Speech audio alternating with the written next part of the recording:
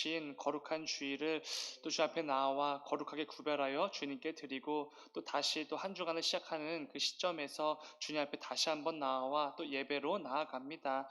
아버지, 이 시간 예배하는 모든 자들에게 다시 한번 하나님의 말씀을 듣게 하여 주시고, 또 찬송과 기도를 통하여서 하나님께서 우리에게 주시고자 하시는 그 마음의 결단들이 많이 일어나는 이 귀한 새벽 될 수 있도록 인도하여 주시옵소서. 그래서 이번 한 주간도 하나님께서 기뻐 여기실 만한 그러한 삶의 열매들을 가득 맺는 우리 모두가 되게 하여 주시옵소서. 주님 감사합니다. 거룩하신 예수님의 이름으로 기도드렸습니다.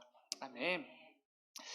함께 읽으신 말씀을 가지고 하나님의 말씀을 들을 준비, 이런 제목으로 함께 말씀을 나누도록 하겠습니다.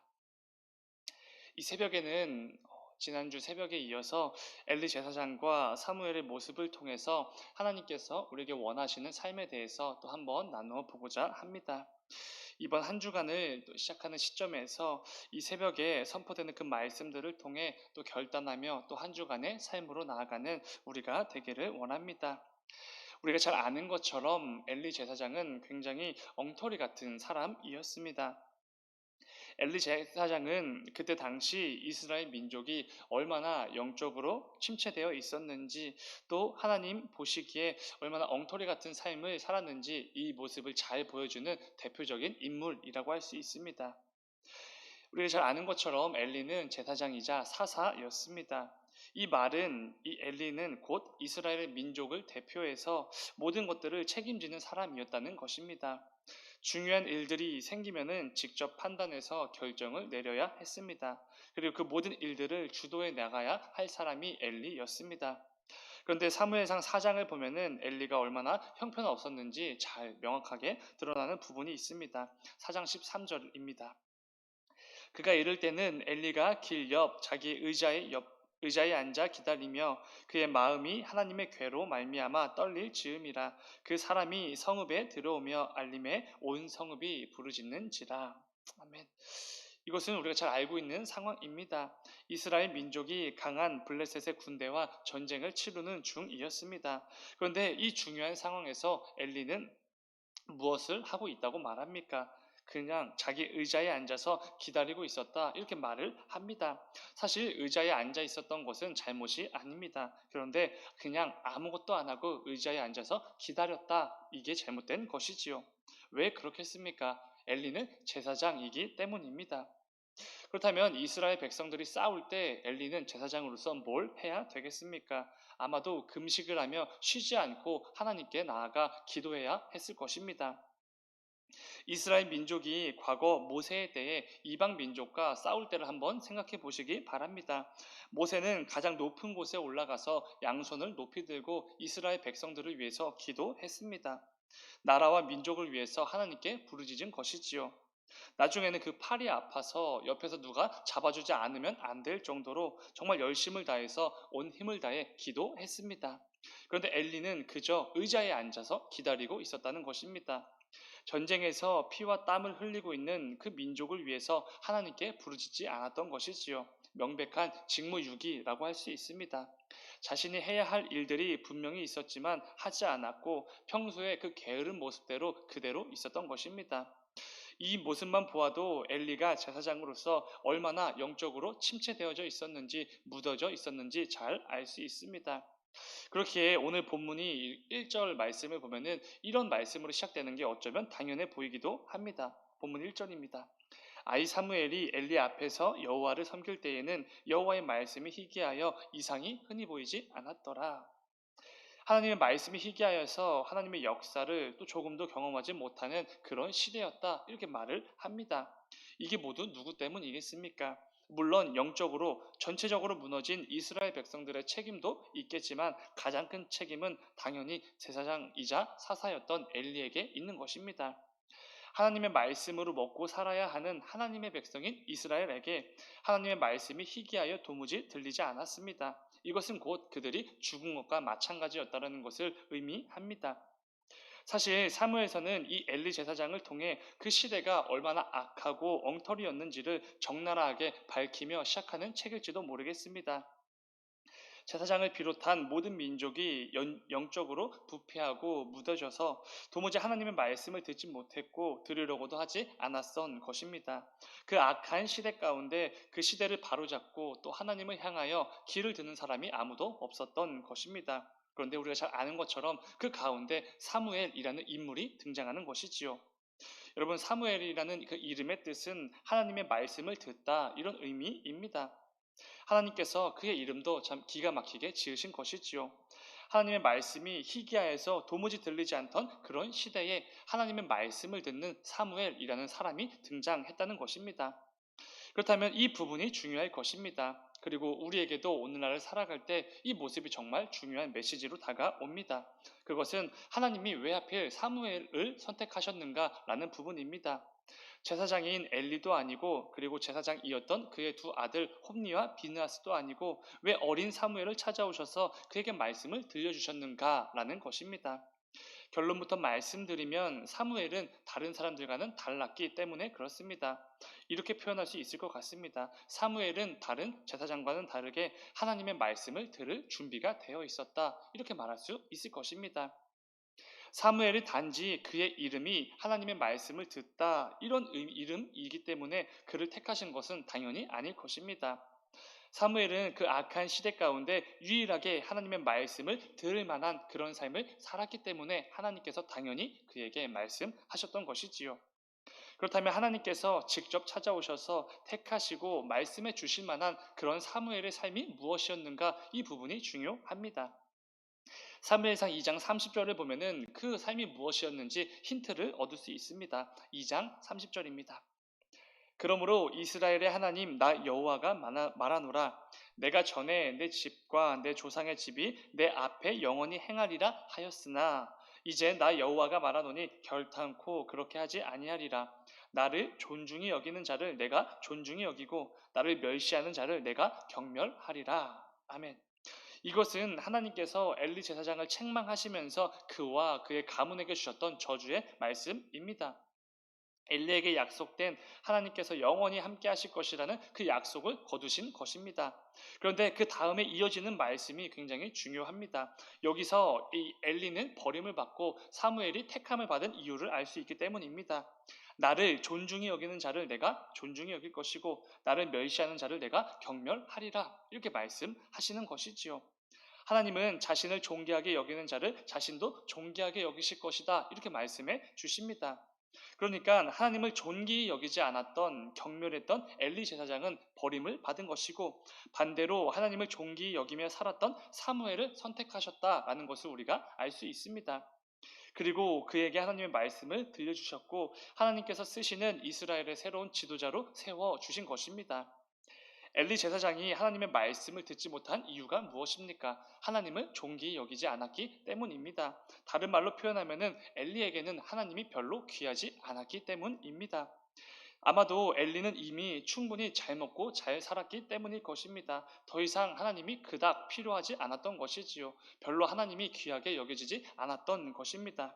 하나님 없이도 얼마든지 게으름 피우면서 잘 먹고 잘 살 수 있었던 것이지요. 하나님을 존귀히 여기지 않는 자가 당연히 하나님의 말씀을 듣지 못했던 것입니다. 그러나 사무엘은 달랐을 것입니다.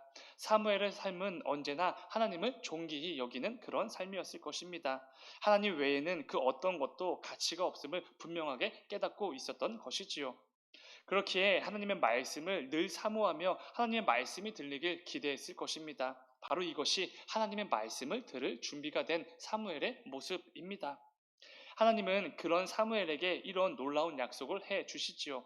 사무엘상 2장 35절입니다. 엘리에게 저주의 말씀을 주시고 이어서 이런 말씀을 주시는 것이지요.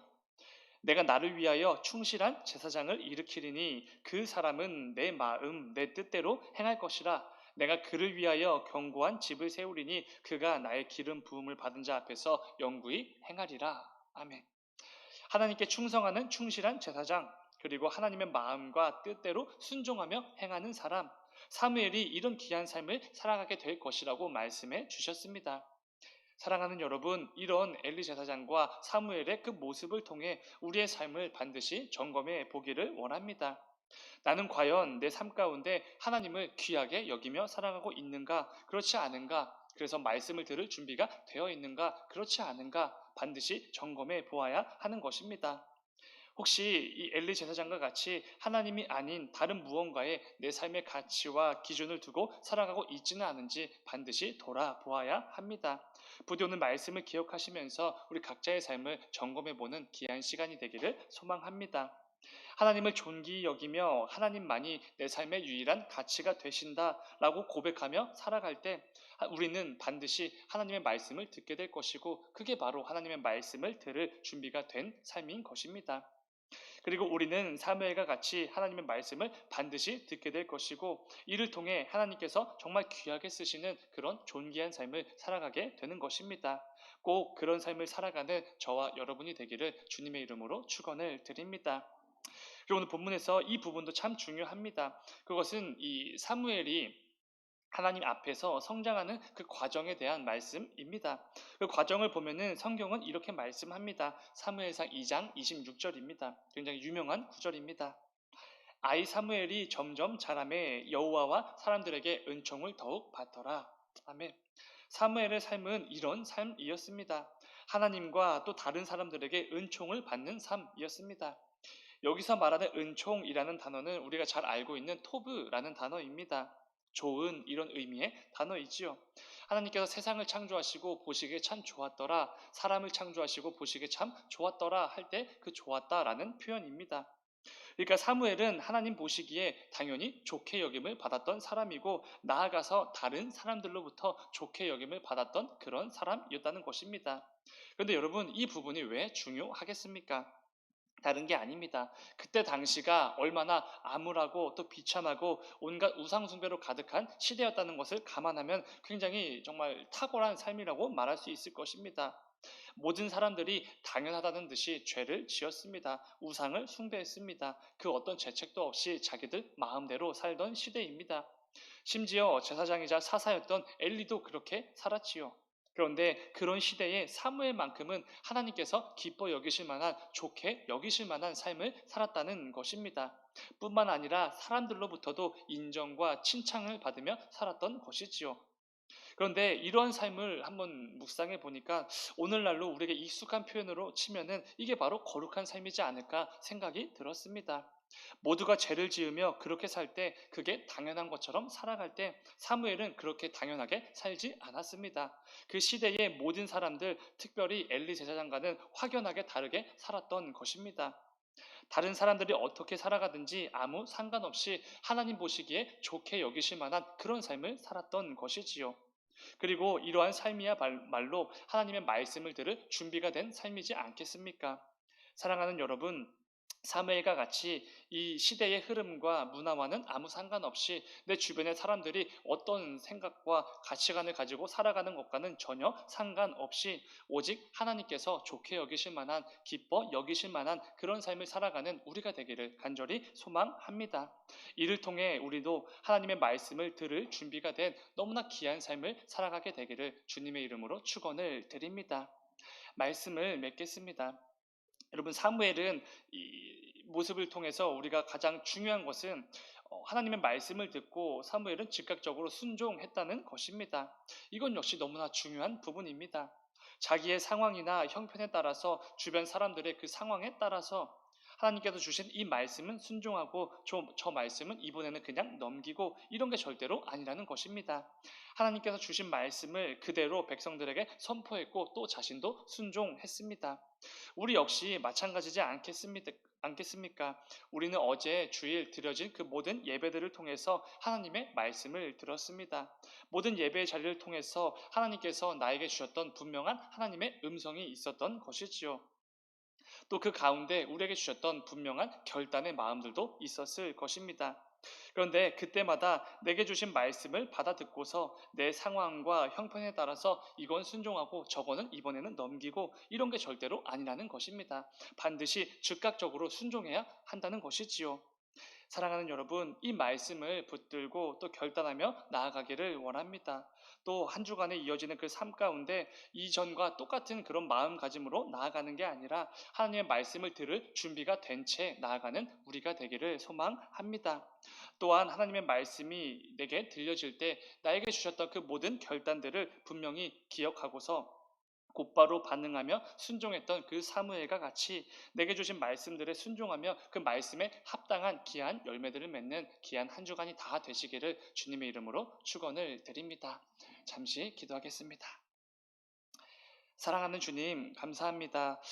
아버지, 주님께서 허락해 주신 또 한 주간의 삶의 자리로 나아갑니다. 아버지, 나아가기에 앞서 우리가 하나님의 말씀을 들을 준비가 되어져 있는지 한번 점검하며 나아갑니다. 아버지, 혹여라도 하나님의 말씀을 들을 준비가 전혀 안 된 상태라면 오늘 말씀을 기억하게 하여 주셔서 하나님 말씀을 들을 준비가 된 채로 나아가는 우리가 되기를 원합니다. 그래야 해서 하나님 말씀이 내게 들려질 때 또 하나님께서 내게 어떤 결단들을 허락해 주실 때 그것들을 그냥 듣고 흘리는 것이 아니라 사무엘과 같이 곧바로 순종하고 반응하는 우리 모두가 될 수 있도록 인도하여 주시옵소서. 그래야 해서 이번 한 주간이 하나님께서 기뻐 여기실 만한 삶의 열매들로 가득한 한 주간이 될 수 있도록 인도하여 주시옵소서. 주님 감사합니다. 거룩하신 예수님의 이름으로 기도드렸습니다. 아멘. 너희는 이렇게 기도하라. 하늘에 계신 우리 아버지, 아버지의 이름을 거룩하게 하시며 아버지의 나라가 오게 하시며 아버지의 뜻이 하늘에서와 같이 땅에서도 이루어지게 하소서. 오늘 우리에게 일용할 양식을 주시고 우리가 우리에게 잘못한 사람을 용서해 준 것 같이 우리 죄를 용서하여 주시고 우리를 시험에 빠지지 않게 하시고 악에서 구하소서. 나라와 권능과 영광이 영원히 아버지의 것입니다. 아멘. 아멘. 주님.